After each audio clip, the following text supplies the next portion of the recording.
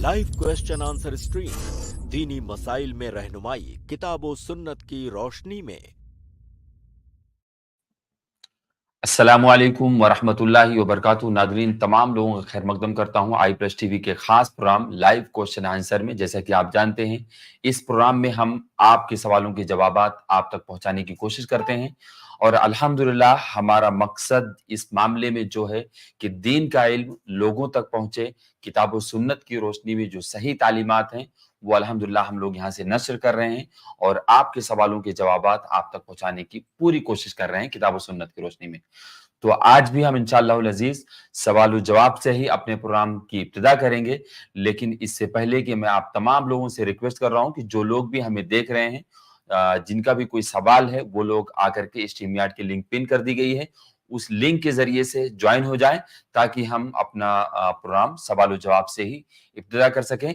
आइए हम शेख का इस्तकबाल करते हैं। अस्सलामु अलैकुम वरहमतुल्लाहि वबरकातुहू। वालेकुम अस्सलाम वरहमतुल्लाहि वबरकातुहू।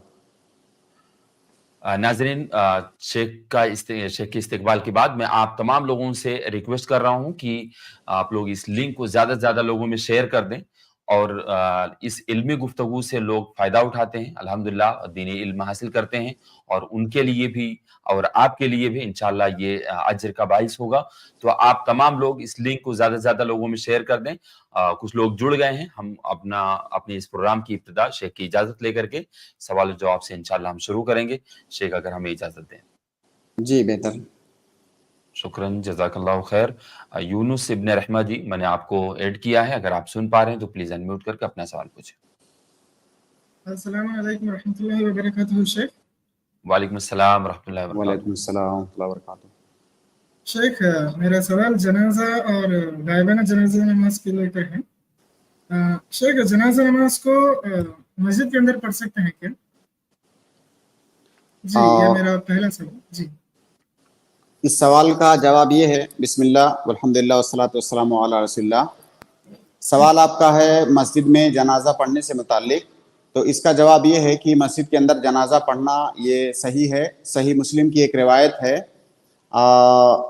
जिसके अंदर वारिद हुआ है कि जब साद इब्न अबी वक्कास की वफ़ात हुई तो अल्लाह के नबी सल्लल्लाहु अलैहि वसल्लम की अज़वाज ने लोगों से कहा कि उनके जनाजे को मस्जिद में ले आया जाए, हम लोग उन पे जनाजे की नमाज़ पढ़ना चाहती हैं।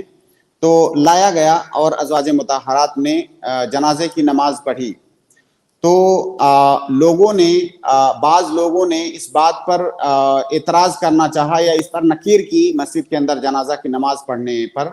तो आयशा रज़ियल्लाहु ताला अन्हा ने कहा कि क्या आप लोग भूल गए कि अल्लाह के नबी सल्लल्लाहु अलैहि वसल्लम ने फला इब्ने फला पर, उन्होंने एक नाम बताया सहाबी का कि फला इब्ने फला पर अल्लाह के नबी सल्लल्लाहु अलैहि वसल्लम ने मस्जिद के अंदर नमाज जनाजा पढ़ी थी।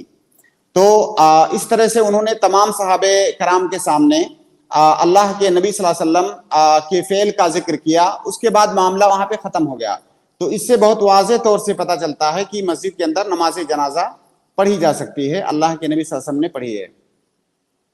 जी शेख, तो हिंदुस्तान में शेख जनाजा नमाज पे 2 सलाम देकर ख़त्म करते हैं और हर तकबीर पर रफ़ुल यदैन भी नहीं करते शेख। और फिर मुझे इसमें एक और ये डाउट था कि पहली तकबीर के बाद सिर्फ सना पढ़ सकते हैं या फिर सना के बगैर फातिहा पढ़ने से? तो इससे मसले पर तीन सवाल आ गया इसके अंदर। पहला सवाल ये कि हिंदुस्तान के अंदर लोग दोनों तरफ सलाम फेरते हैं, जबकि बाज़ लोग हिंदुस्तान में, वैसे मैंने नहीं देखा है, लेकिन सऊदीया के अंदर ये चीज़ राइज है कि जनाजे की नमाज में। आवाज़ आ रही है शेख? जी शेख, एक सलाम। आप कह रहे हैं हिंदुस्तान में, मैं एक जगह को जानता हूँ जहाँ पर एक सलाम से नमाज पढ़ते हैं लोग। हाँ जी, हो सकता है। तो बहरहाल उमूमन हिंदुस्तान में जो चीज़ राइज है लोगों के दरमियान कि जनाजे की नमाज में दोनों तरफ सलाम फेरते हैं, हो सकता है बाज़ जगहों पर एक तरफ भी फेरते हों। तो इसमें सही बात यह है कि दोनों चीज़ें साबित हैं, सहाबे कराम से दोनों चीज़ें साबित हैं। और अगर एक तरफ आप सलाम फेर रहे हैं तब भी जायज़ है, दोनों तरफ फेर रहे हैं तब भी जायज़ है। इमाम अहमद इब्न हम्बल वगैरह ने बाकायदा इसको सहाबा के हवाले से जिक्र किया है। तो इसमें कोई हरज की बात नहीं है। बस यहाँ पर جو آدمی نماز پڑھا رہا ہے اس کو چاہیے کہ ایسا نہ ہو کہ سنت پر عمل کرنے کے نام پر وہ ایسی حرکت کر بیٹھے کہ لوگوں کے اندر اضطراب اور تشویش پیدا ہو جائے. جیسے فرض کیجئے آپ کے علاقے میں لوگ دونوں طرف سلام پھیرتے ہیں, میں اچانک وہاں پر جاؤں اور جنازے کی نماز پڑھاؤں, اور ابھی لوگوں کو پتہ بھی نہیں ہے کہ ایک طرف بھی سلام پھیرا جا سکتا ہے. اب میں جنازے کی نماز میں ایک طرف سلام پھیروں اچانک, اور جب کوئی مجھ سے پوچھے کہ ایسا کیوں کیے تو میں کہوں کہ میں سنت کو زندہ کر رہا ہوں, سنت پر عمل کر رہا ہوں. لوگ اس کے حالانکہ عادی نہیں ہیں. تو یہ طریقہ صحیح نہیں ہے. اگر باقاعدہ علماء نے یہ قاعدہ ذکر کیا ہے سنت پر عمل کے باب میں کہ اگر کسی سنت پر عمل کرنے کی وجہ سے لوگوں کے حالات ایسے ہیں کہ ان میں تشویش اور اضطراب پیدا ہو سکتی ہے تو وہاں پر آپ اس پر عمل مت کیجئے. پہلے اس سنت کو پھیلائیے, پہلے لوگوں کو بتائیے کہ یہ چیز سنت ہے. آپ اگر لوگ نہیں جانتے ہیں, آپ اچانک اس پہ عمل کریں گے تو لوگ حیران ہو جائیں گے, بہت سارے لوگ اس کا انکار کرنے لگیں گے, بہت سارے مسائل کھڑے ہوں گے. تو آپ پہلے لوگوں کو ایجوکیٹ کیجئے, ان کو بتائیے کہ سنت ایسا بھی ہے, سنت ایسا بھی ہے, اس کے بعد آپ اس پر عمل کیجئے. میں یہ بات اس لیے کہہ رہا ہوں کہ بعض لوگوں کے بارے میں نے ایسا سنا کہ وہ کہیں پر گئے, جنازے کی نماز پڑھائی اور ایک طرف سلام پھیرا. وہاں کے لوگوں کو علم ہی نہیں ہے اس بات کا, تو اب ظاہر ہے ایک جو ہے فتنے کی شکل اختیار کر جائے گی یہ چیز. تو پہلے لوگوں کو ایجوکیٹ کیجئے. تو بہرحال دونوں طرف سلام پھیرنا یہ درست ہے اور اس میں کوئی حرج کی بات نہیں ہے. دوسرا آپ کا سوال ہے کہ جنازے کی نماز میں تکبیر تحریمہ کے بعد دعائے ثنا پڑھنا. دیکھیے اللہ کے نبی صلی اللہ علیہ وسلم سے جنازے کی نماز کے سلسلے میں جو بھی حدیثیں وارد ہیں ان میں کہیں پر دعائے ثنا کا یا جس کو دعائے استفتاح کہتے ہیں اس کا ذکر نہیں آیا ہے. لہٰذا اس بنیاد پر علماء نے کہا ہے کہ چونکہ جنازے کے سلسلے میں اللہ کے نبی صلی اللہ علیہ وسلم کی یہ ہدایت ہے کہ جتنی جلدی ہو سکے جنازے کی نماز سے فارغ ہو جاؤ, کفن دفن سے جتنی جلدی ہو سکے فارغ ہو جاؤ, اور چونکہ دعائے استفتاح ایک مستحب عمل ہے لہٰذا جنازے کی نماز میں دعائے استفتاح پڑھنے کی ضرورت نہیں ہے, اس کو نہیں پڑھیں گے. گویا کہ استعجال کا یہ بھی ایک طریقہ ہے کہ اس میں دعائے استفتاح نہیں پڑھیں گے, اور چونکہ اس کا ذکر بھی نہیں آیا ہے تو دعائے استفتاح جنازے کی نماز کے اندر یا جس کو ہم دعائے ثنا کہتے ہیں اس کو نہیں پڑھیں گے. تکبیر تحریمہ کے بعد ڈائریکٹ جو دوسرے اذکار ہیں وہ پڑھنا شروع کر دیں گے. تیسرا آپ کا سوال تیسرا سوال کیا تھا؟ ہر تکبیر پہ ہاتھ اٹھانا, رفع الیدین کرنا. اللہ کے نبی صلی اللہ علیہ وسلم سے جو مرفوع حدیثیں جنازے کے سلسلے میں وارد ہوئی ہیں ان حدیثوں کے اندر ہر تکبیر پر رفع الیدین کا ذکر نہیں ہے, لیکن عبداللہ ابن عمر اور غالباً بعض دوسرے صحابہ سے یہ چیز ثابت ہے کہ وہ جنازے کی نماز میں ہر تکبیر پر رفع الیدین کرتے تھے. اب اگر کسی صحابی سے عبادت کے باب میں, عبادت کے مسئلے میں کوئی کام کرنا ثابت ہو جائے اور دوسرے صحابہ اس کی مخالفت نہ کر رہے ہوں تو اس کو محدثین مرفوع کے حکم میں مانتے ہیں.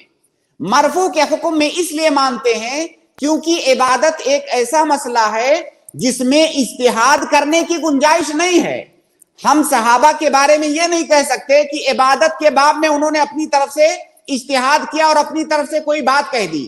اگر وہ کوئی عمل کر رہے ہیں اس کا مطلب نبی صلی اللہ علیہ وسلم کی جانب سے کوئی کسی سنت کا علم ان کے پاس ہوگا تبھی وہ اس پر عمل کر رہے ہیں, لہٰذا اس کو مرفوع کا درجہ دیا جاتا ہے. تو اس لیے جنازے کی نماز میں بعض صحابہ کرام سے رفع الیدین کرنا ثابت ہے, لہٰذا اس میں رفع الیدین کریں گے. اور یہ کسی نے بھی نہیں کہا ہے کہ رفع الیدین کرنا رکن ہے یا شرط ہے یا واجب ہے. اگر کوئی رفع الیدین نہیں کر رہا ہے تو ایک سنت اس سے چھوٹ رہی ہے, اس کی جنازے کی نماز ہو جائے گی, لیکن بہتر یہ ہے کہ آپ رفع الیدین کے ساتھ جنازے کی نماز پڑھیں. جی شیخ, اسی طرح غائبانہ جنازہ نماز کر کے اس پر بہت سی رائے ہیں شیخ. اب اس پر نماز پڑھنی چاہیے یا پھر نہیں, کیونکہ فلسطینی اس کرنٹ سینیریو میں لوگ وہاں ان کے لیے جنازہ یہاں پہ پڑھ رہے ہیں. تو اس دیکھیے کیا حکم ہے؟ نماز جنازہ غائبانہ کے سلسلے میں بہت زیادہ اختلاف ہے علماء کے درمیان. اگر کسی انسان کی نماز جنازہ نہیں پڑھی گئی ہے، مطلق طور سے نہیں پڑھی گئی ہے، کسی کی کہیں پر موت ہوئی اور اس کو بغیر جنازہ پڑھے ہوئے وہاں کے لوگوں نے دفنا دیا، جب مسلمانوں کو اطلاع ہو تو اس کی نماز جنازہ غائبانہ پڑھنا واجب ہے، اس بات پر اتفاق ہے. اگر یہ پتہ چل جائے کہ فلاں کی نماز جنازہ نہیں پڑھی گئی ہے، بغیر جنازے کے اسے دفن کر دیا گیا ہے، تب تو واجب ہے. لیکن اگر کسی کو جنازہ پڑھ کر کے اس کو دفن کیا گیا ہے، کیا ایسے آدمی کی نماز جنازہ غائبانہ پڑھنا چاہیے، پڑھنا مشروع ہے کہ نہیں، اس سلسلے میں اختلاف ہے. بعض علماء نے کہا ہے مطلق طور سے نہیں پڑھنا ہے، بعض نے کہا ہے کہ نہیں، کسی بھی میت کی نماز جنازہ غائبانہ پڑھنا مطلق طور سے جائز ہے. بعض علماء نے توسط کا راستہ اختیار کیا ہے. اصل میں اس باب میں جو حدیث ہے یا جو دلیل ہے جس کا سہارا سارے لوگ لیتے ہیں، وہ دلیل نجاشی کی نماز جنازہ پڑھنا ہے. اللہ کے نبی صلی اللہ علیہ وسلم نے نجاشی کی نماز جنازہ غائبانہ پڑھی. جب وفات کی اطلاع ملی، اور نجاشی تو حبشہ کے اندر ان کی وفات ہوئی تھی، اللہ کے نبی صلی اللہ علیہ وسلم کو جب اس کی اطلاع ملی تو اللہ کے نبی صلی اللہ علیہ وسلم نے صحابہ کرام کو حکم دیا اور جا کر کے نماز جنازہ غائبانہ پڑھی. اب جو لوگ کہتے ہیں کہ نماز جنازہ غائبانہ پڑھنا جائز ہے، وہ اسی حدیث سے استدلال کرتے ہیں.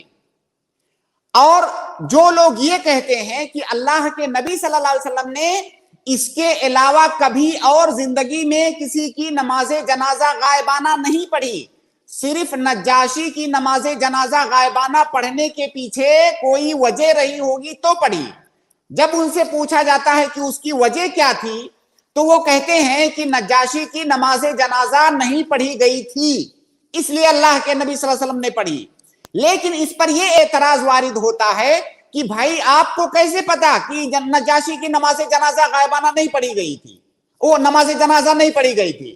بھائی نجاشی ایک ملک کے بادشاہ تھے، اور ایسا بہت مستحیل، بہت ناممکن سا لگتا ہے کہ ایک بادشاہ مسلمان ہے اور اس کے ارد گرد کوئی بھی دوسرا مسلمان نہ ہو، ایسا بہت مشکل لگتا ہے. تو اس طرح کی کوئی دلیل وارد نہیں ہوئی ہے کہ نجاشی کی نماز جنازہ غائبانہ نماز جنازہ نہیں پڑھی گئی تھی. باقاعدہ حافظ ابن حجر نے اس پر اس طرح سے رد کیا ہے کہ اس کا کوئی ثبوت نہیں ہے کہ نجاشی کی نماز جنازہ نہیں پڑھی گئی تھی. لہٰذا یہ کہنا کہ اللہ کے نبی صلی اللہ علیہ وسلم نے نجاشی کی نماز غائبانہ اس لیے پڑھی کیونکہ ان کی نماز جنازہ نہیں ہوئی تھی، ایسا کہنا بغیر دلیل کے ہے، اور اس کو ہم ایسے ہی نہیں مان سکتے. تو پھر سوال اٹھتا ہے کہ پھر اللہ کے نبی صلی اللہ علیہ وسلم نے ان کی نماز جنازہ غائبانہ کیوں پڑھی؟ تو بعض علماء جن میں شیخ ابن عثیمین جیسے کبار علماء بھی شامل ہیں، وہ کہتے ہیں کہ اگر کوئی ایسا مسلمان ہے جس کی وفات ہو رہی ہے، جس کا ایک مقام و مرتبہ ہے اور جو عام مسلمانوں کے لیے بہت مفید تھا، عام لوگوں کے لیے بہت مفید تھا، جس سے اسلام اور مسلمانوں کا بڑا فائدہ ہو رہا تھا، یعنی اس بڑی شخصیت کا کوئی مالک ہے، اس کی وفات ہو جائے تو اس کی نماز جنازہ غائبانہ پڑھیں گے، ہر عام و خاص کی نماز جنازہ غائبانہ نہیں پڑھیں گے.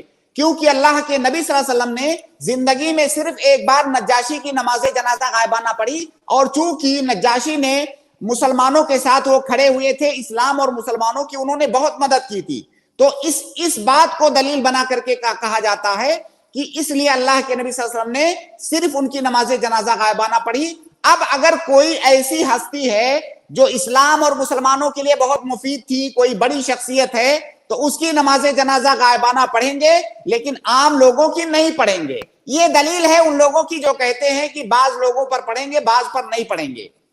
لیکن ان تمام باتوں کے ذکر کے بعد، سارے لوگوں کی یہ دلیلیں ہیں تقریباً مختصر انداز میں، ان تمام باتوں کے ذکر کے بعد جو چیز ہمارے سامنے آتی ہے وہ یہ کہ اللہ کے نبی صلی اللہ علیہ وسلم سے نماز جنازہ غائبانہ پڑھنا ثابت ہے، اور اگر کوئی سنت زندگی میں ایک بار بھی ثابت ہو جائے تو وہ چیز سنت قرار پاتی ہے.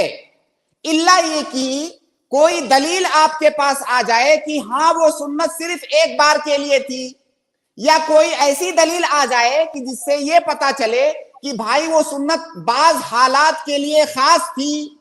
ऐसी कोई दलील हमारे पास नहीं है, ऐसी कोई दलील भी किसी के पास नहीं है जिससे सराहत के साथ ये साबित किया जा सके कि नज्जाशी की नमाजे जनाजा गायबाना ये खास है या सिर्फ के बाद शख्सियात की नमाजे जनाजा गायबाना पढ़ी जाएगी, ऐसी कोई दलील नहीं है। लिहाजा जब अल्लाह के नबी सल्लल्लाहु अलैहि वसल्लम से ये सुन्नत साबित है, गरचे एक बार ही साबित है, और अगर कोई पढ़ रहा है तो हम उस पर नकीर नहीं करेंगे, उस पर नकीर नहीं कर सकते और ये नहीं कह सकते कि वो सुन्नत के खिलाफ कर रहा है। अल्लाह के नबी सल्लल्लाहु अलैहि वसल्लम ने ऐसा किया है, गरचे एक ही बार किया है लेकिन किया है, और ऐसा भी नहीं कहा कि ये नज्जाशी के साथ खास है या बड़े लोगों के साथ खास है। लिहाजा अगर कोई पढ़ता है तो उस पर नकीर नहीं करेंगे, और अगर कोई नहीं पढ़ता है तो जाहिर है उस पर भी नकीर नहीं किया जा सकता, क्योंकि नमाजे जनाजा ये तो फर्जे किफाया है। जिस आदमी की नमाजे जनाजा गायबाना लोग पढ़ रहे हैं उसकी नमाजे जनाजा पहली बात तो पढ़ी जा चुकी है, दूसरे लोगों पर वाजिब नहीं है। अब अगर बाज लोग गायबाना तौर से उसकी नमाजे जनाजा पढ़ रहे हैं और बाज लोग नहीं पढ़ रहे हैं, तो ना तो पढ़ने वालों पर नकीर कर सकते हैं और ना तो ना पढ़ने वाले पढ़ने वालों पर नकीर कर सकते हैं। तो बहरहाल हर फरीक की अपनी दलील है, और इसमें मैं समझता हूं कि इतना ज्यादा तशद्दुद करने की जरूरत नहीं है। अगर कोई पढ़ रहा है तो उसके पास सुन्नत से एक चीज साबित है, उसकी बुनियाद पर वो पढ़ रहा है और वो पढ़ सकता है। जी यूनुस भाई, शुक्रन, जज़ाकल्लाह खैर। उम्मीद है कि आपके सवाल का जवाब हो गया। और प्लीज आप लोग एक ही सवाल करें, आपका सवाल कम 4 सवाल था, बाकी लोग रह जाते हैं।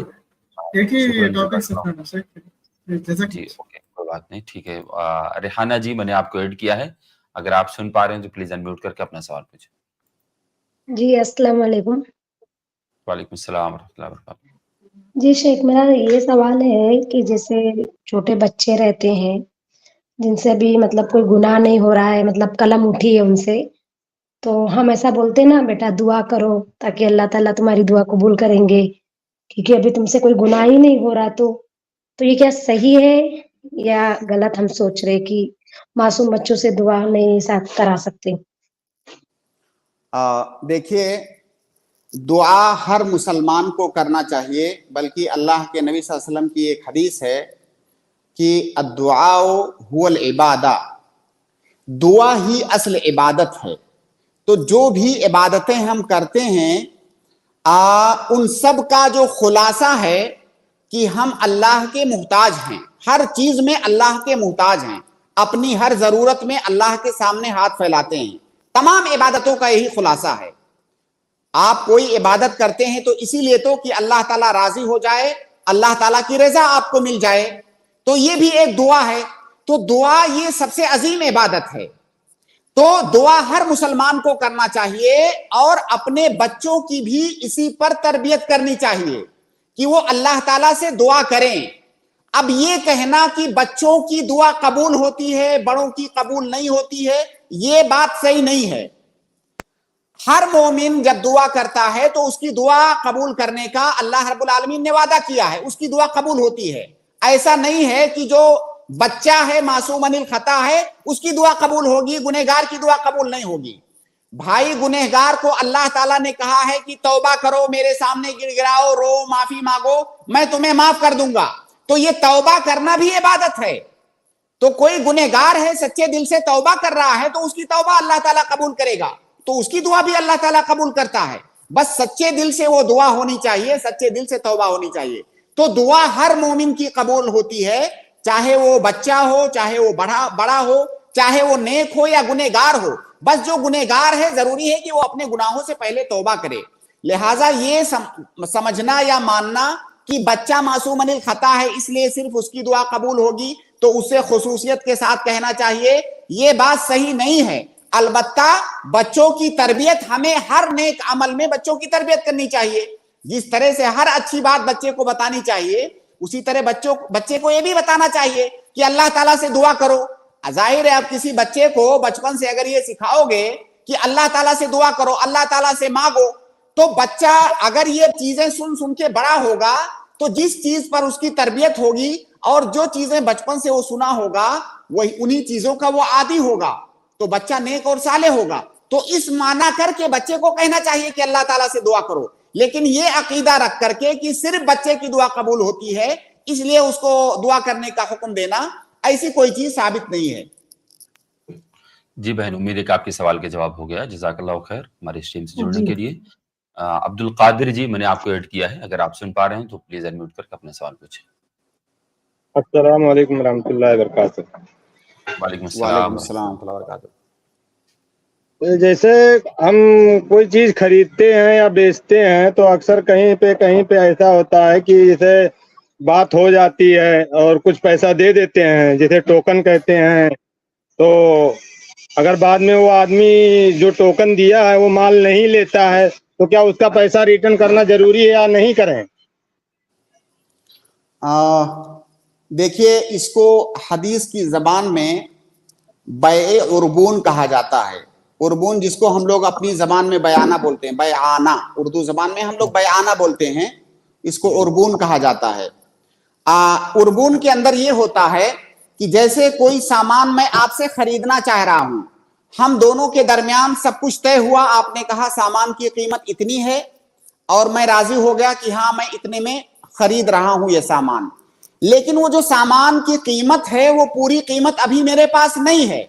تو میں کہہ رہا ہوں کہ ٹھیک ہے, ہمارے درمیان معاملہ طے پا گیا ہے, یہ کچھ رقم میں آپ کو بیانے کے طور پر دے رہا ہوں, جب میں پوری رقم لے کر کے آؤں گا تب یہ سامان آپ مجھے دیجئے گا. گویا کہ ہمارے اور آپ کے درمیان خرید و فروخت کا جو معاملہ ہو رہا ہے وہ معاملہ ابھی مکمل نہیں ہو رہا ہے, وہ ابھی ادھورا ہے. یہ جو بیع عربون ہے یا جو بیانہ ہوتا ہے یہ بھی خرید و فروخت ہی ہے, لیکن یہ خرید و فروخت کا ایک طرح سے مقدمہ ہے, ابھی خرید و فروخت مکمل نہیں ہو رہی ہے. ہم اس کے لیے آپ سے ٹائم مانگ رہے ہیں کہ 1 مہینے کا آپ ٹائم دیجئے, یہ سامان آپ کسی اور سے مت بیچیے گا, یہ سامان سمجھیے میں خریدوں گا, یہ لیجئے اتنا 1000 بیانہ, میں باقی قیمت 1 مہینے کے اندر فلاں تاریخ تک لے کر کے آؤں گا اور جب وہ ادا کر دوں گا تو آپ سامان دے دیجئے گا. اس کو بیع عربون کہا جاتا ہے. اب ایسی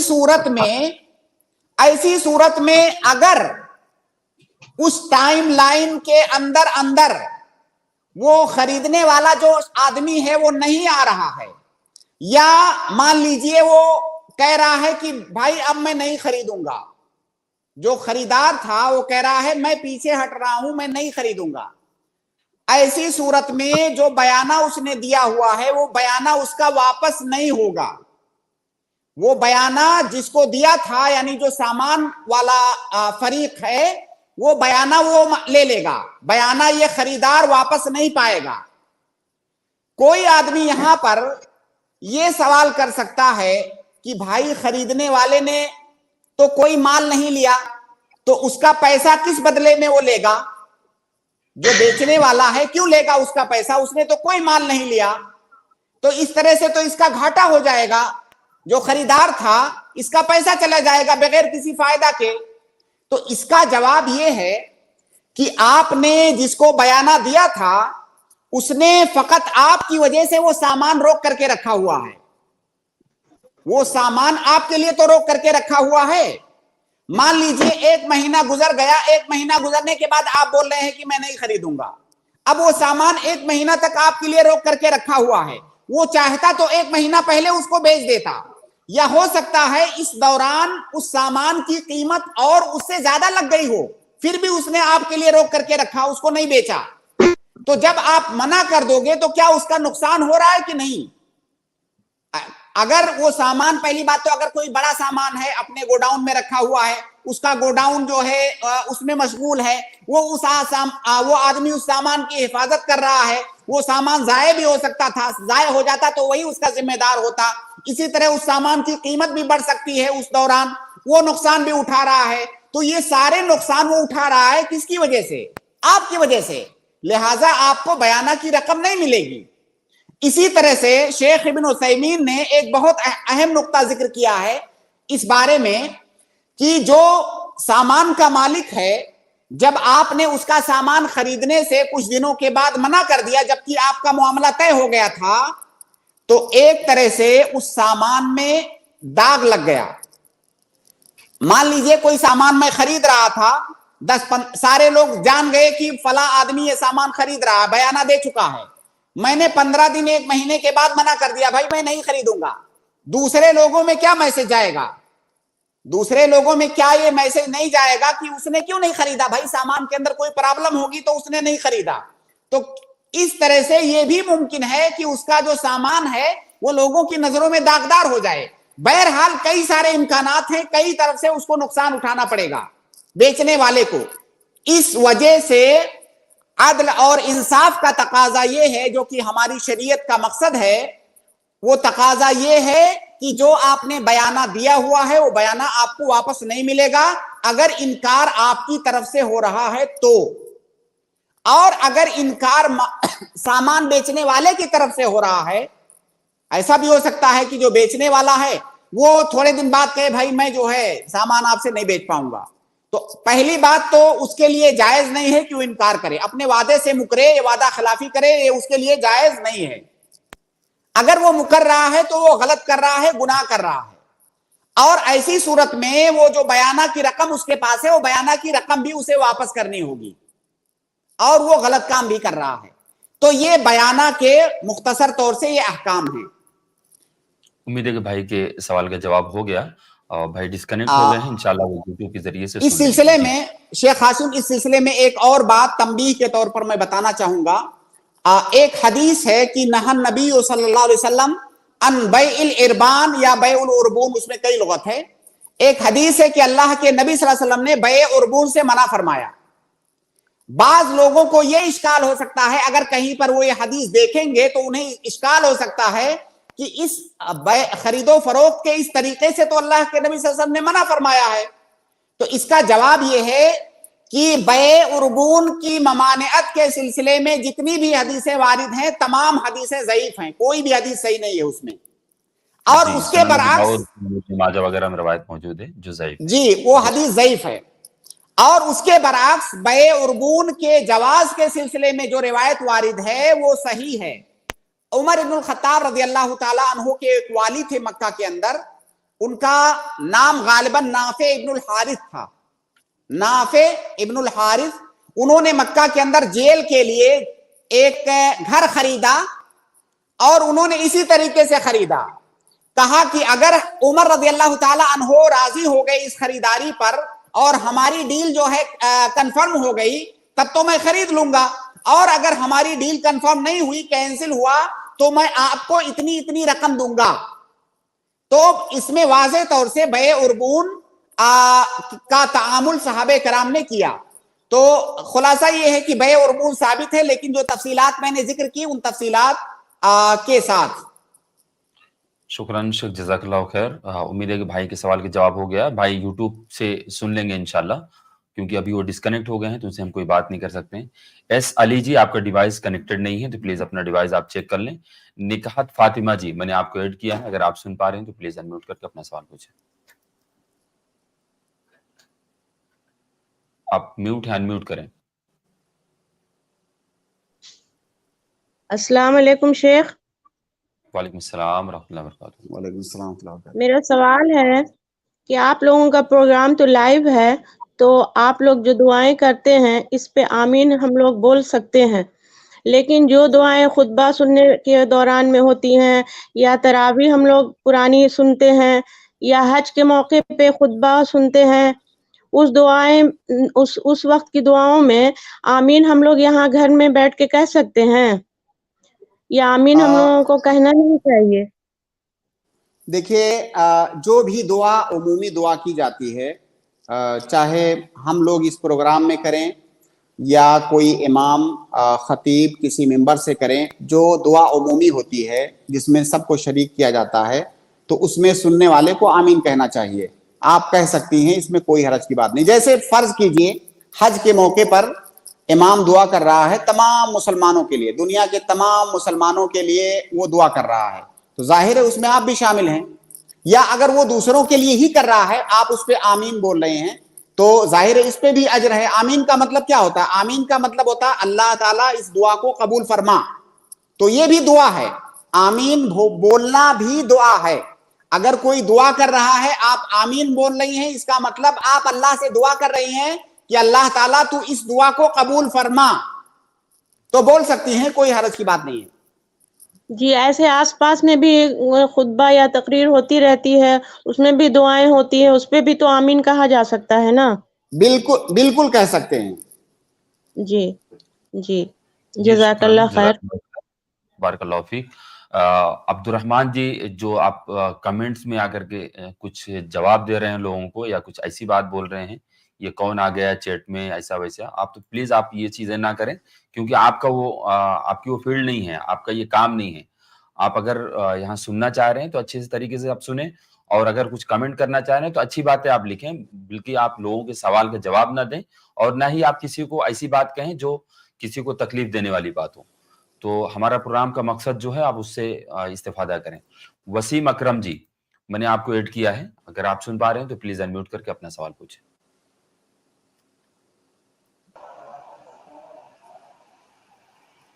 ہلو, میری آواز سن پا رہے ہیں؟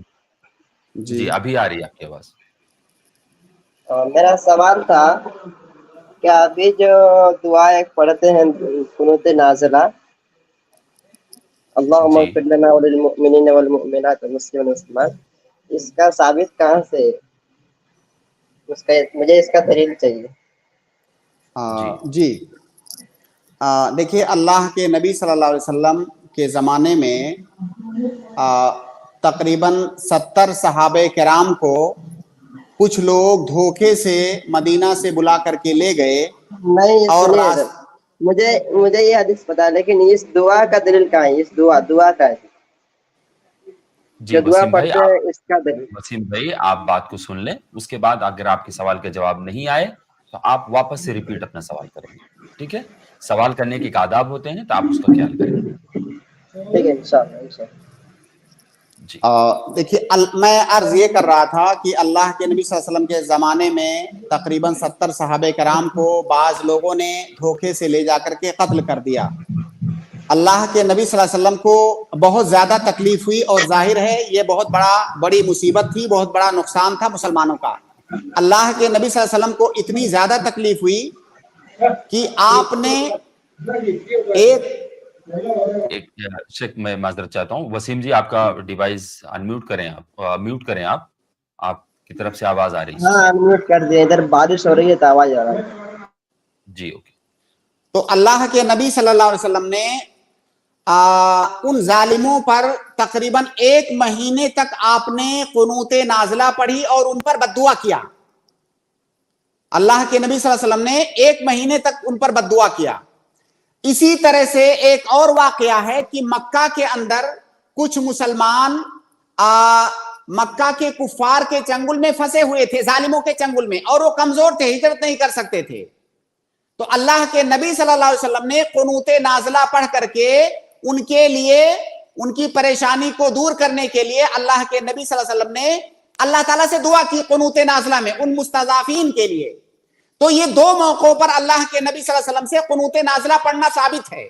اب یہ تو بات ہوئی قنوت نازلہ کے ثابت ہونے کی, یعنی اگر مسلمانوں پر کوئی عمومی مصیبت آتی ہے تو دوسرے مسلمانوں کو قنوت نازلہ کا اہتمام کرنا چاہیے, اس مصیبت کو دور کرنے کے لیے اللہ تعالیٰ سے دعا کرنا چاہیے.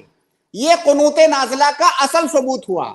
آپ کا سوال یہ ہے کہ جو دعا قنوت نازلہ میں امام صاحب پڑھتے ہیں, آپ نے کوئی صیغہ پڑھ کے بتایا کہ اللہم انصر المسلمین, یا جو بھی آپ نے صیغہ ابھی پڑھا ہے. تو دیکھیے, آپ یہاں پہ ایک بات بہت اچھی طرح سے سمجھ لیجئے کہ قنوت نازلہ کا مطلب کیا ہوتا ہے. نازلہ یہ عربی کا شبد ہے. نازلہ مطلب ہوتا ہے مصیبت, پریشانی, کوئی بڑی پریشانی جو مسلمانوں پر نازل ہو. تو جب کوئی بڑی پریشانی نازل ہوگی تو اس وقت قنوت نازلہ پڑھی جائے گی. اور ظاہر ہے پریشانی کوئی ایک ہی پریشانی تو ہوتی نہیں ہے, پریشانی تو 100 طرح کی ہو سکتی ہے. تو اب اگر جس طرح کی پریشانی ہے उस एतबार से आप दुआओं के अंदर अल्फाज का इंतखाब करेंगे। अब जाहिर है अगर कोई परेशानी आप पर आई है तो किसी दूसरी परेशानी को दूर करने के लिए थोड़ी दुआ करेंगे, जो परेशानी आई हुई है उसके लिए आप दुआ करेंगे। तो इसलिए कुनूते नाज़िला में कुछ खास अल्फाज नहीं हैं। ये आपकी गलत फहमी है कि जो लोग अल्फाज इख्तियार कर रहे हैं उनका दावा है कि ये अल्फाज अल्लाह के नबी सल्लल्लाहु अलैहि वसल्लम के हैं या इन्हीं अल्फाज के साथ ही कुनूते नाज़िला पढ़ सकते हैं। कुनूते नाज़िला के लिए कुछ खास अल्फाज नहीं हैं। जाहिर है वो मुसीबत के लिए दुआ की जाती है और मुसीबत अलग अलग तरह की हो सकती है। तो जिस तरह की मुसीबत होगी उस तरह की आपकी दुआ होगी, उस तरह के आपके अल्फाज होंगे। तो ऐसा नहीं है कि वो अल्फाज जो वो इस्तेमाल कर रहे हैं उनका ये दावा है कि यही अल्फाज पढ़ना सुन्नत है या यही अल्फाज साबित हैं। आपको मान लीजिए आप बीमार हैं तो क्या अपने लिए आप दुआ करेंगे? आप दुआ करेंगे कि अल्लाह रब्बुल आलमीन मैं बीमार हूं, तू शिफा देने वाला है, मुझे शिफा अता फरमा। आप बीमार हैं तो ये दुआ थोड़ी करेंगे अल्लाह रब्बुल आलमीन मेरा एग्जाम है, मुझे एग्जाम में पास कर दे। तो अब जो जरूरत आपको होगी आप उस तरह के अल्फाज इस्तेमाल करेंगे। तो जैसी मुसीबत होगी उस तरह के अल्फाज में आप दुआ करेंगे। तो ये सवाल बनता ही नहीं है कि वो जिन अल्फाज में आपके इमाम साहब दुआ कर रहे हैं वो अल्फाज कहां साबित हैं। भाई वो जो अल्फाज मुनासिब समझेंगे इस मुसीबत की घड़ी में उन अल्फाज के साथ वो दुआ करेंगे। तो इसका ये मतलब नहीं है कि वही अल्फाज पढ़ना ही सुन्नत है, दूसरे अल्फाज के साथ दूसरे सेगों के साथ भी वो दुआ कर सकते हैं। जी वसीम भाई, अभी आप बोले, आपके सवाल की वजाहत हुई, आपको समझ में आया? वसीम अकरम जी डिस्कनेक्ट हो गए हैं। अगर वो जुड़ते हैं तो मैं इनको वापस से ऐड करूंगा इंशाल्लाह। अब्दुल रज़ाक जी, आपका डिवाइस कनेक्टेड नहीं है तो प्लीज आप अपना डिवाइस चेक कर लें, वरना आप हमसे बात नहीं कर पाएंगे। HM जी, मैंने आपको ऐड किया है, अगर आप सुन पा रहे हैं तो प्लीज अनम्यूट करके अपना सवाल पूछें। अस्सलाम वालेकुम शेख। जस्ट 1 मिनट दे दें आप मुझे HM जी। मैं वसीम अकरम जी वापस से जुड़े हैं तो मैं उनको ऐड कर रहा हूँ। जी वसीम अकरम जी, आपके सवाल का जवाब हुआ?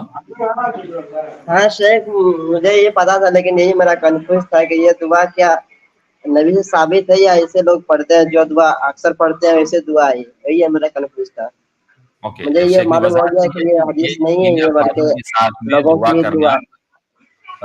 शेख ने वाज़ेह किया है कि इन अल्फाज के साथ में जो आपके इमाम साहब पढ़ते हैं या खाने काबा में इमाम साहब पढ़ते हैं उन्हीं अल्फाज के साथ में क्या रसूल ने वो अल्फाज पढ़े हैं? तो शेख ने बताया कि ऐसी कोई बात नहीं है, बल्कि सुन्नत ये है कि अल्लाह के रसूल सल्लल्लाहु अलैहि वसल्लम जिस मौके से जो मुनासिब समझते थे उस वक्त उसके लिए दुआ किया करते थे, और दुआ का सबूत मिलता है और डिफरेंस चीजों के लिए डिफरेंस दुआएं हो सकती हैं, तो इसका सबूत मिलता है, तो उसमें आपके सवाल का जवाब हो गया है। लेकिन आप उन अल्फाज के साथ में बोले किसी हदीस में है तो ऐसा हम यहाँ से दिखा नहीं सकते। नहीं, मैं दुआ पढ़ कर सुना सकता हूँ, मैं इमाम हूँ, समझे। मैं इधर तमिलनाडु में करता हूँ, लेकिन जी समझ गए जी वसीम भाई, हम समझ गए आप इमाम है, तो वो सुनाइए दुआ क्या आप पढ़ते हैं थोड़ा। अल्लाहुम्मा ग़फिर लना वलिल मुअमिनीन वल मुअमिनात वल मुस्लिमीन वल मुस्लिमात वअल्लिफ बैन क़ुलूबिहिम वअस्लिह ज़ात बैनिहिम वअंसुरहुम अला अदुव्विका वअदुव्विहिम अल्लाहुम्मा लअन कफ़रत अहलिल किताबि अल्लज़ीना यसुद्दूना अन सबीलिक वयुकज़्ज़िबूना रुसुलक वयुक़ातिलूना औलियाअक अल्लाहुम्मा ख़ालिफ बैन कलिमतिहिम वज़लज़िल अक़दामहुम। बिल्कुल, शुक्रान, बहुत बहुत शुक्रिया, जज़ाकुमुल्लाह खैरन। लेकिन ये जब दुआ आप पढ़ते हैं तो क्या आप ये मान के पढ़ते हैं कि यही अल्फाज के साथ ही दुआ पढ़ना सुन्नत है कुनूते नाज़िला में? क्या आप ऐसा मान के पढ़ते हैं? नहीं, मुझे कंफ्यूज थे क्या ये हदीस से साबित है या ऐसे जो अक्सर लोग दुआ करते हैं वैसे ये भी दुआ है। भाई आपने कहाँ से सीखा इसको? मैं ये हदीस की किताब से ही सीखा हूँ। नहीं, ये जो अल्फाज आपने इस्तेमाल किए बहुत अच्छे अल्फाज हैं, जिसमें सबसे पहले तमाम मुसलमानों के लिए मग़फ़िरत की दुआ की गई है, मुसलमानों के इत्तेहाद के लिए दुआ की गई है, फिर जो मजलूम मुसलमान हैं उनकी मदद के लिए दुआ की गई है, फिर जो लोग मुसलमानों पर जुल्म कर रहे हैं उनके खिलाफ बद्दुआ की गई है। तो बहुत अच्छे अल्फाज हैं, आप इनके साथ दुआ कीजिए। लेकिन ये याद रखिए कि आप जिस चीज के लिए दुआ कर रहे हैं उस तरह के अल्फाज का आप इख्तियार करेंगे। अगर उस बाब में अल्लाह के नबी सल्लल्लाहु अलैहि वसल्लम से बाज दुआएं साबित हैं, मासूर दुआएं, तो जाहिर है नबी के अल्फाज में दुआ करना तो और अच्छी बात है, सबसे बेहतर है। लेकिन आपको ऐसा हर मौके पर नहीं मिलेगा। अब वही मैंने आपको मिसाल दिया ना कि कल आपका एग्जाम है, आपको एग्जाम के लिए दुआ करना है कि मेरा मैथ का पेपर है कल, मैं पास हो जाऊं। अब आप हदीस की किताब में ढूंढेंगे कि मैथ के पेपर में पास होने के लिए कौन सी दुआ करना है, तो आपको थोड़ी मिलेगा। वो आप अल्लाह ताला से अपनी हाजत बयान कीजिए और उसको मांगिए। नहीं, मुझे यही शक था कि इसके बारे में अक्सर लोग ये दुआ पढ़ते हैं। शुक्रान, और शुक्रान। मेरा शुक्रान। आप नेक्स्ट कोई अगर सवाल है तो आप प्लीज कल की स्ट्रीम में आइएगा। और यहीं नहीं, इसी के ताल्लुक से एक सवाल है, इसी के ताल्लुक से, क्या ये ऐसे कोई हदीस है जो काफिरों की बद्दुआ के लिए अभी जिस टाइम चल रहा है जो माहौल, इसके ये मुतालिक दुआ कोई है तो भाई बताइए, बात करोगे। हर जालिम, कोई भी आदमी जो जालिम है, चाहे काफिरों पर जुल्म करे या मुस्लिमों पर जुल्म करे, जालिम के खिलाफ बद्दुआ की जाएगी ताकि अल्लाह ताला उसके जुल्म को दूर करे हमसे। जी, उम्मीद है भाई के सवाल का जवाब हो गया। जज़ाकल्लाह खैर। HMG मैंने वापस से आपको ऐड किया है, अगर आप सुन पा रहे हैं तो प्लीज अनम्यूट करके अपना सवाल पूछें। अस्सलाम वालेकुम शेख। वालेकुम अस्सलाम रहमतुल्लाहि व बरकातुहू। शेख, आपने बहुत पहले आपने एक स्ट्रीम करी थी निकाह पे, तो आपने कहा था कि हम लोग जो मजलिस में जुड़ रहे हैं तो हमें सवाब मिलेगा और हमारी मगफिरत हो जाएगी। तो शेख, ये लाइव के लिए या रिकॉर्डेड के लिए, और मैं कभी कभार आपकी स्क्रीन तो मैं देखता ही नहीं हूँ, मैं कान में हेडफोन्स लगा के मैं अपना काम भी कर रहा होता हूँ, खाना पीना भी बंद कर देता हूँ, और कभी कभार स्टॉप भी करना होता है मुझे अपने काम के लिए, तो क्या मुझे वो सवाब मिल जाएगा? इंशाअल्लाह। देखिए, अल्लाह के नबी सल्लल्लाहु अलैहि वसल्लम की एक से ज्यादा हदीसें इस बारे में हैं कि इल्म की जो मजलिसें होती हैं, इल्म से मुराद दीनी इल्म की जो मजलिसें होती हैं, जो शख्स उनमें हाजिर होता है तो ऐसे लोगों पर अल्लाह रब्बुल आलमीन की तरफ से सकीनत, इत्मीनान नाजिल होता है। ऐसे लोगों को फरिश्ते अपने परों से ढकते हैं और ऐसे लोगों का जिक्र अल्लाह रब्बुल आलमीन अपने पास जो फरिश्ते हैं उनके दरमियान करता है, और कई सारी फजीलतें हैं। इसी तरह से एक हदीस है कि जो आदमी मस्जिद जाता है इल्म सीखने के लिए, उसका मकसद इल्म सीखना है, उसके अलावा कोई दुनियावी मकसद नहीं है, तो हदीस के अंदर है कि ऐसे आदमी के लिए हज और उम्रे का सवाब लिखा जाता है। खुलासा ये कि इल्म की मजलिसों में शिरकत के लिए मुख्तलिफ हदीसें वारिद हैं। तो अगर आप, ये भी एक मजलिस है, जाहिर है ये नए जमाने की मजलिस है, नए तरीके से, जिस तरह से हम एक साथ बैठ करके गुफ्तगू करते हैं, साइंस और टेक्नोलॉजी ने ऐसे वसाइल फराहम किए हैं कि हम दूर रह करके भी एक साथ आमने सामने बात कर रहे हैं। तो ये भी इल्म की एक मजलिस है।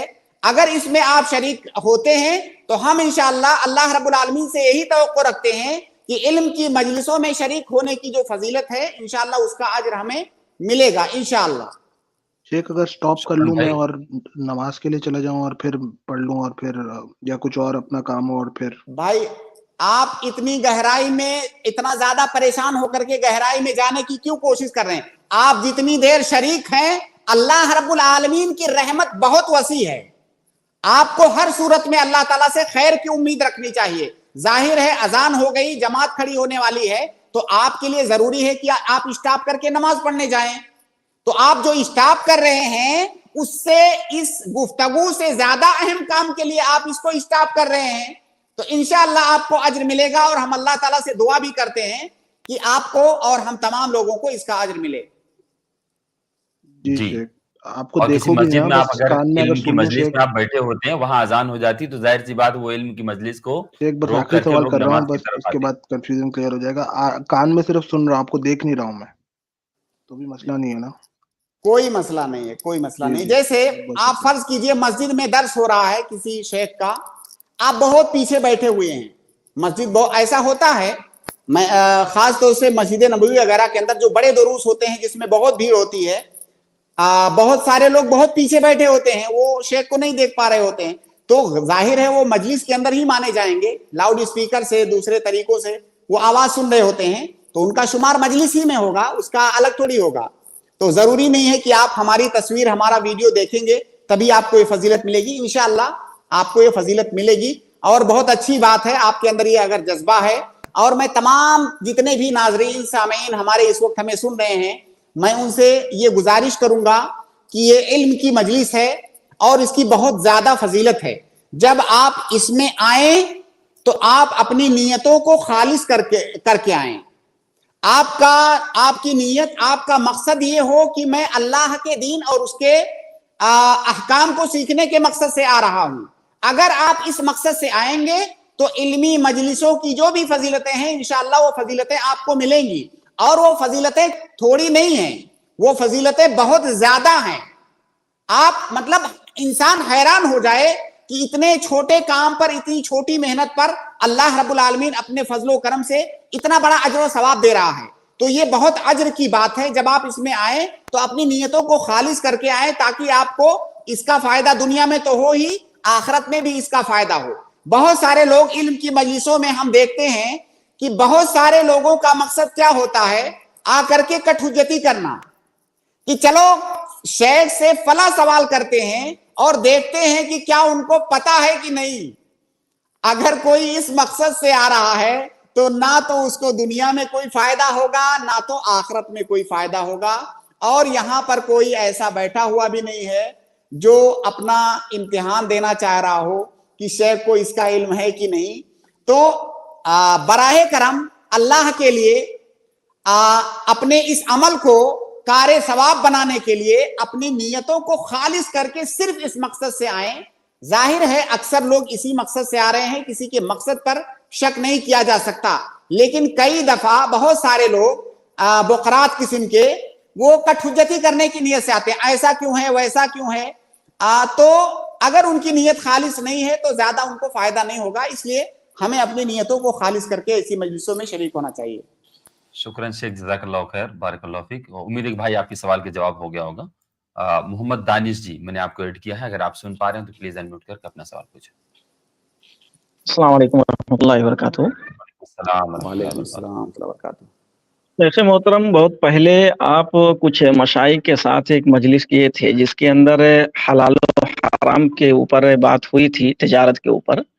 उसमें कपड़े और कॉस्मेटिक की चीज़ों पर बात हुई थी। वो चीज़ें थोड़ी मुझे समझ में नहीं आई, तो उसमें थोड़ा वजाहत करें कि जैसे एक कोई आदमी है जो कपड़े का तिजारत कर रहा है, अब उसे मालूम नहीं है कि ये औरत जो लेकर जा रही है वो कैसे इसका इस्तेमाल करेगी। जाहिर सी बात है, अगर नकाब है तो हमें अंदाजा होगा कि इसको ऊपर से ये पहनेगी, उसमें थोड़ा सा बनाव सिंगार या उस तरह की चीजें नहीं होनी चाहिए।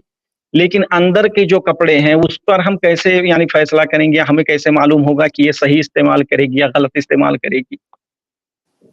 बिल्कुल, आपका सवाल बिल्कुल टू द पॉइंट है और इसी तरह का सवाल करना चाहिए। बाज लोग इतना जनरल सवाल करते हैं कि सामने वाला परेशान हो जाए कि ये पूछना क्या चाहता है।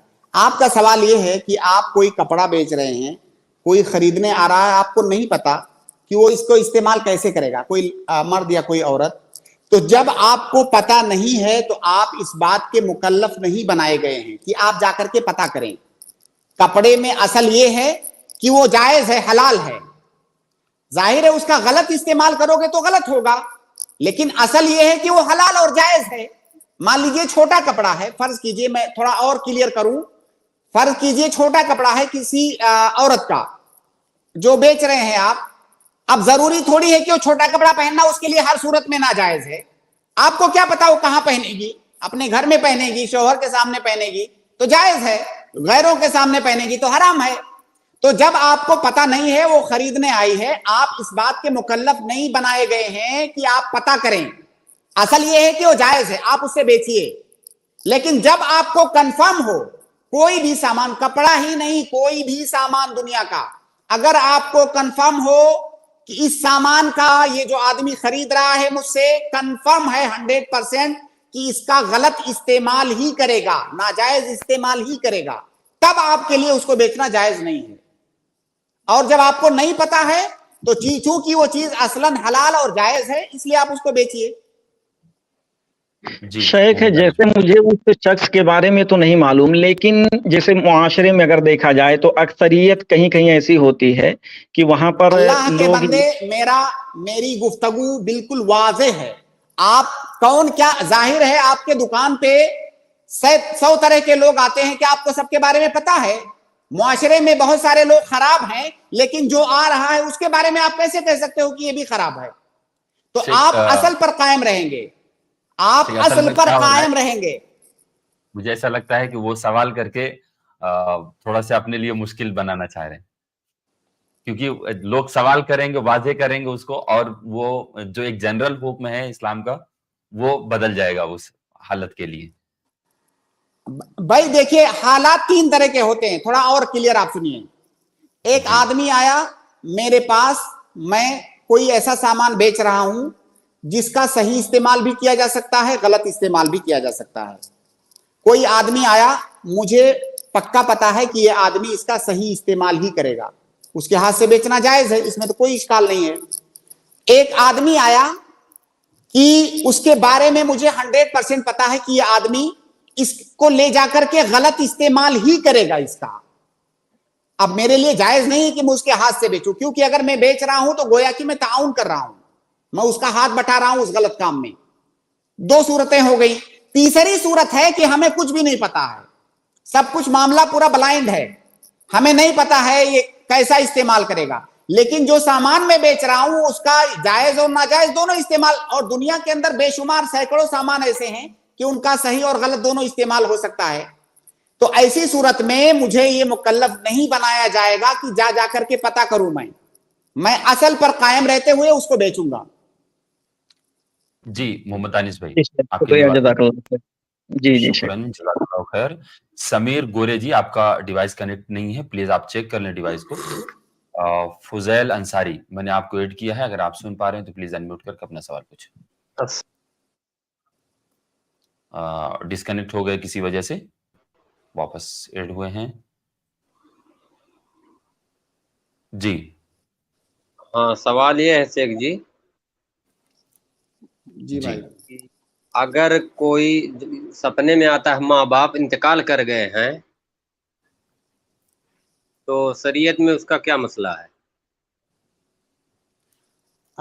शरीयत में उसका मसला ये है कि अगर आपको सपना आ रहा है तो सपना या तो ऐसा होगा जिसको देख करके आपको बड़ी खुशी होगी, सपना कभी ऐसा होगा कि जिसको देख करके आपको तकलीफ होती है, डरावना, कोई डरावनी चीज या कोई ऐसी चीज देखते हैं जिसमें आप देख रहे हैं कि अंजाम अच्छा नहीं हो रहा है आपका या किसी का। हर 2 सूरत में आपको कुछ भी, अगर कोई डरावना सपना देख रहे हैं तो अल्लाह ताला से उसकी पनाह मांगिए, अल्लाह ताला मुझे इसके शर से बचा। अगर कोई अच्छा सपना देख रहे हैं तो आपको खुश होना चाहिए, और शरीयत में ऐसा कोई हुक्म नहीं है कि आपको कुछ करना है। देखिए, सपने, सही मुस्लिम की एक रिवायत है कि इंसान जो ख्वाब देखता है वो ख्वाब 3 तरह के होते हैं। एक ख्वाब तो वो होता है जो नेक ख्वाब होता है, जो अल्लाह ताला की तरफ से होता है, और एक ख्वाब वो होता है जो शैतान की तरफ से होता है। जो शैतान की तरफ से होता है, जैसे शैतान आपके दिमाग में तरह तरह के वसवसे डालता है, वो शैतान की तरफ से होता है, उसकी कोई हकीकत नहीं होती है। और एक ख्वाब वो होता है जिसको हदीसुन नफ्स कहा जाता है। आप दिन भर जो चीजें करते हैं, जो चीजें सोचते हैं, हम में से बहुत सारे लोगों को इस बात का तजर्बा होगा कि आप जिस चीज में इन दिनों इन्वॉल्व हैं बुरी तरह से, जब आप सोते हैं तो वही चीज आपके ख्वाब में भी आती है। आप चलते फिरते वही चीज सोचते रहते हैं, जब सोते हैं तो वही चीज ख्वाब में आती है। इसको हदीसुन नफ्स कहा जाता है, इसकी भी कोई हकीकत नहीं है। अब जो तीसरी किस्म, जो पहली किस्म मैंने बयान किया कि वो ख्वाब जो नेक और अच्छे ख्वाब होते हैं, अल्लाह ताला की तरफ से होते हैं। अगर कोई आदमी ऐसा ख्वाब देखे जो उसे पसंद हो, कोई खुशखबरी, कोई बशारत वाला ख्वाब, तो उस पर अल्लाह ताला का शुक्र अदा करे, उसको खुश होना चाहिए।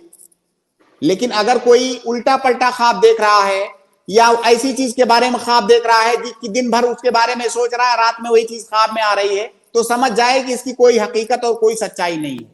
बाकी आपको कुछ भी नहीं करना है। اور اگر کوئی برا خواب دیکھیں تو حدیث کے اندر ایک ہدایت ہے اللہ کے نبی صلی اللہ علیہ وسلم کی کہ اس کو لوگوں سے بیان نہ کریں، کیونکہ جن سے آپ بیان کر رہے ہیں ظاہر ہے پتہ طرح طرح کے لوگ ہوتے ہیں، بہت سارے لوگ آپ کو اس کی تعبیر بتانے لگیں گے۔ آپ اگر کوئی ایسا خواب دیکھ رہے ہیں جو آپ کو پسند نہیں ہے، کسی سے بیان مت کیجئے، اس کو اگنور کیجئے، اللہ تعالیٰ سے اس کے شر سے پناہ مانگیے۔ جی فضیل بھائی، امید ہے آپ کے سوال کا جواب ہو گیا۔ جی جی جی ٹھیک، شکراً، جزاک اللہ خیر۔ کرتی چوہان جی، میں نے آپ کو ایڈ کیا ہے، اگر آپ سن پا رہے ہیں تو پلیز انمیوٹ کر کے اپنا سوال کریں۔ آپ میوٹ ہے، انمیوٹ کریں۔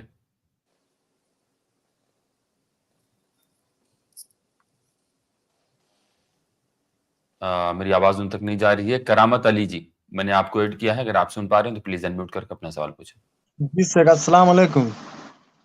وعلیکم السلام ورحمۃ اللہ وبرکاتہ۔ وعلیکم السلام۔ جی سر، میرا کوشچن یہ ہے کہ جب حدیث ہے کہ مسجد پر جب امام خطبے کے لیے کھڑا ہو جاتا ہے تو رجسٹر بند کر دیا جاتا ہے، تو خطبہ دو طرح کا ہم سمجھتے ہیں، ایک تو پہلے تقریر ہوتا ہے، اس کے بعد بیٹھ جاتے ہیں اما بات کہہ کر، اس کے بعد پھر کچھ عربی میں پڑھتے ہیں، تو اس میں سے دونوں میں سے کون مطلب کہ آتی ہے، کیا بولتے ہیں؟ آپ جو سمجھتے ہیں، آپ جو سمجھ رہے ہیں وہ بالکل غلط سمجھ رہے ہیں۔ جب جمعہ کی نماز جمعہ کی اذان ہوتی ہے، جب امام منبر پہ جا کے بیٹھا، اس کے بعد مؤذن اذان دیتا ہے۔ اب اذان ختم ہونے کے بعد امام خطبہ شروع کرتا ہے، اور خطبے کے اندر حمد و صلات سے اللہ تعالیٰ کی تعریف بیان کرتا ہے، نبی صلی اللہ علیہ وسلم پر درود بھیجتا ہے، اور جو خطبہ مسنونہ ہے جس کو خطبۃ الحاجہ کہا جاتا ہے، اس کو پڑھنا سنت ہے خطبے کے اندر، اس کو پڑھتا ہے، اور عام طور سے خطیب اس کو پڑھتے ہی پڑھتے ہیں۔ بعض روایتوں میں سورہ قاف کا ذکر ہے، اللہ کے نبی صلی اللہ علیہ وسلم سورہ قاف بھی پڑھتے تھے، تو بہت سارے خطیب پڑھتے ہیں اس کو۔ تو یہ سارا جو پروسیس ہے شروع سے لے کر کے یہ خطبہ ہے، اس کے بعد پھر اردو میں وہ واضح و نصیحت کرتا ہے، جیسا کہ اللہ کے نبی صلی اللہ علیہ وسلم کرتے تھے اپنے خطبوں میں۔ تو اللہ کے نبی صلی اللہ علیہ وسلم کی زبان چونکہ ہندوستان کی زبان نہیں تھی اردو، وہاں کی زبان عربی تھی، تو ظاہر ہے وہ عربی میں ہی خطاب کریں گے، لوگوں کو عربی میں ہی مخاطب کریں گے۔ دین کا کوئی مسئلہ، دین کا کوئی حکم اگر بتائیں گے تو آپ ان کی زبان میں، اپنی زبان میں ہی بتائیں گے۔ تو جمعہ کے خطبے میں خطبۃ الحاجہ کے بعد لوگوں کو واضح و نصیحت کرنا، یہ اللہ کے نبی صلی اللہ علیہ وسلم کا طریقہ ہے، اور ظاہر ہے لوگوں کو واضح و نصیحت ان کی زبان میں کریں گے۔ اب اگر ہندوستان میں ہم چینی زبان میں کسی کو کچھ بتانے لگیں تو اس کا کیا فائدہ ہے؟ تو ہم جب واضح و نصیحت لوگ، جیسے ہم اس وقت آپ سے بات کر رہے ہیں، تو کیا ہم عربی زبان میں آپ کو بتائیں؟ نہیں، ہم دین کے مسائل آپ کو اردو زبان میں بتا رہے ہیں۔ تو اللہ کے نبی صلی اللہ علیہ وسلم جمعہ کے خطبے میں خطبۃ الحاجہ کے بعد لوگوں کو واضح و نصیحت کرتے تھے، دین کی باتیں بتاتے تھے۔ تو ہمیں بھی لوگوں کو واضح و نصیحت کرنا ہے، دین کی باتیں بتانا ہے، اور وہ دین کی باتیں واضح و نصیحت ہمیں لوگوں کی زبان میں بتانا ہے جس کو وہ سمجھ سکیں۔ تو یہ جو پورا عمل ہے، پورے کو خطبہ کہا جاتا ہے۔ ایسا نہیں ہے کہ یہ دو چیز ہے، یہ دو چیز نہیں ہے۔ امام منبر پہ جا کر کے بیٹھا، وہاں سے رجسٹر بند۔ جو حدیث آپ نے جس کا ذکر کیا کہ جو ہے فرشتے نام تسجیل کرتے رہتے، نام نوٹ کرتے رہتے، یہاں تک کہ امام جو ہے منبر پہ بیٹھ جائے، تو منبر پہ بیٹھا، پھر وہاں سے وہ عمل شروع ہوتا ہے۔ جی سر، ہم آڈیو سن لیں گے، تو کٹ گیا تھا میرا۔ بات کلیئر ہے آپ کے لیے؟ جی سر، سن لیں گے آڈیو۔ جزاک اللہ خیر، بارک اللہ فیک۔ شیخ، ہمارے اس ٹیم میں جتنے لوگوں کے سوال تھے تقریباً ہو گئے ہیں۔ فضیل انصاری واپس سے ایڈ ہوئے ہیں، میں ان کو ایڈ کر رہا ہوں، اگر ان کا واپس سے کوئی سوال ہے تو آپ سوال کر لیں۔ یہ ہمارا لاسٹ مطلب کوشچن ہوگا، سوال ہوگا۔ جی جی، آپ کو کوئی سوال ہے بھائی؟ واپس سے آپ نے ایڈ کیا ہے۔ السلام علیکم ورحمۃ اللہ وبرکاتہ۔ السلام ورحمۃ اللہ وبرکاتہ۔ شیخ، سوال یہ ہے کہ اگر ماں باپ خواب میں آتے ہیں تو کیا ان کو کچھ پڑھ کے بخشا جا سکتا ہے کہ نہیں؟ میرے بھائی، آپ کے جو ماں باپ ہیں جن کی وفات ہو چکی ہے، चाहे जी, वो जी। ख्वाब में आए या ख्वाब में ना आए। माँ बाप के साथ उनकी जिंदगी में भी भलाई करना है, उनकी वफात के साथ भी उनकी वफात के बाद भी उनके साथ भलाई करना है।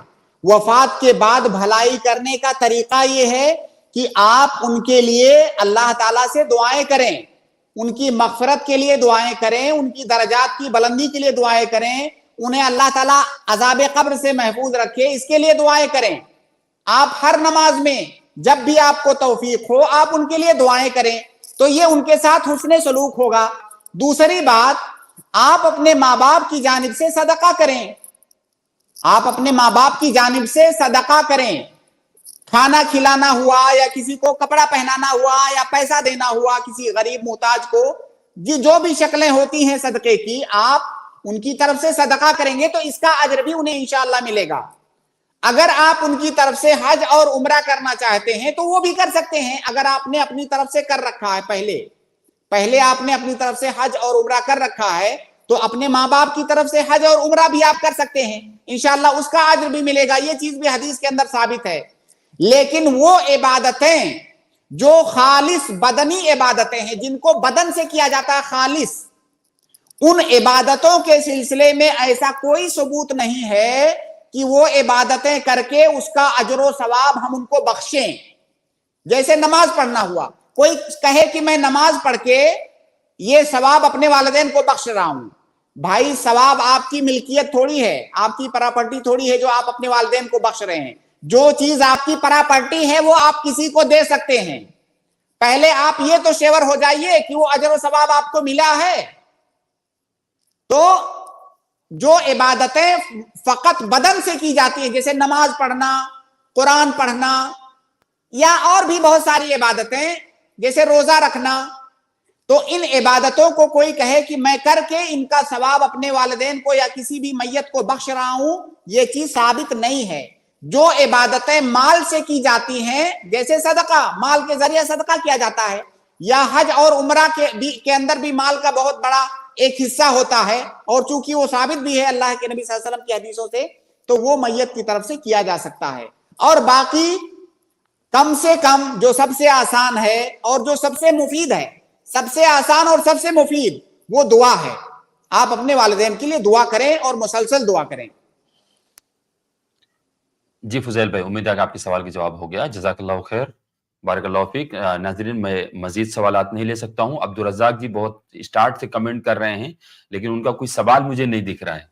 अगर उनका कोई सवाल होता तो मैं सवाल ले लेता। मैं आप तमाम लोगों से माजरत चाहता हूँ कि मजीद अब मैं प्रोग्राम को बढ़ा नहीं सकता हूँ। तो आप लोग कल इंशाल्लाह 8 से 9 इसी टाइम आएंगे और इंशाल्लाह आपके सवाल का जवाब दिया जाएगा। हम आप तमाम लोगों का शुक्रिया अदा करते हैं कि आप लोग हमारे इस टीम से जुड़ते हैं और इस इल्मी गुफ्तगू से इस्तेफादा करते हैं। अल्लाह रब्बुल आलमीन आपके लिए अज्र का जरिया बनाए और आप लोग इसको लोगों में शेयर भी करते रहें ज़्यादा से ज़्यादा।